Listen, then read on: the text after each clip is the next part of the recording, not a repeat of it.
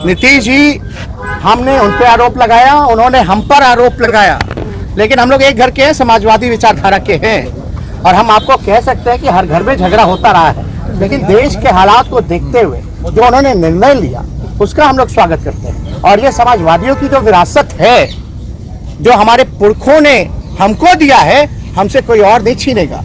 और आप तो जानते हैं, एक वाक्य हुआ था विधानसभा में, जहां गुस्से में हम लीडर ऑपोजिशन थे और नीतीश कुमार जी मुख्यमंत्री थे, नई नई सरकार बनी थी चुनाव के बाद, 20 के बाद। नीतीश जी खड़े होकर के क्या बोले थे, मेरे भाई समान दोस्त का बेटा है।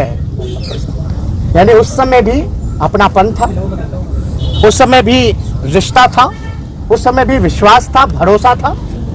दूसरी वाक्य हम बताना चाहते, नीतीश कुमार जी ने बोला था बाबू बैठ जाओ, किसी मुद्दे को लेकर के हम खड़े थे तो बाबू बैठ जाओ।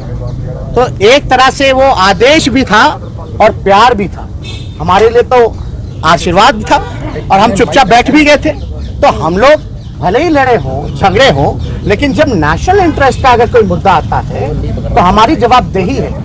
जब आप दंगा फसाद कराना चाहते हो, क्योंकि बिहार असेंबली में भाजपा के लोगों ने क्या कहा था, मुसलमानों से उनका वोटिंग राइट जो है वो छीन लेना चाहिए, तब जाकर के हम खड़े होकर के बोले थे किसी माई के लाल में दम नहीं जो मुसलमान भाइयों से उनका वोटिंग अधिकार छीन।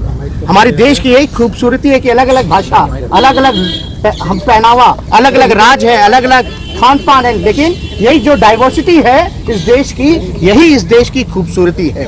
तो इसलिए देश को बचाना है, इसलिए हम लोग पूरी मजबूती के साथ एक हुए।